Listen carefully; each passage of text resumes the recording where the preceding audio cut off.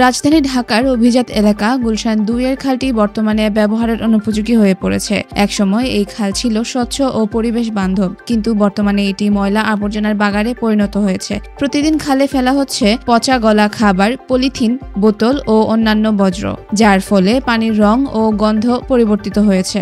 দুর্গন্ধে আশেপাশের পরিবেশও দূষিত হয়ে উঠেছে, আর এতে খালের মাছগুলো মারা যাচ্ছে। এই খাল সংলগ্ন এলাকায় চলাচলকারী অনেক মানুষই সচেতন নয়। তারা খালি চিপসের প্যাকেট, ফলের খোসা, পানি ও কোল্ড ড্রিঙ্কের বোতল খালের পাশেই ফেলে দিচ্ছে।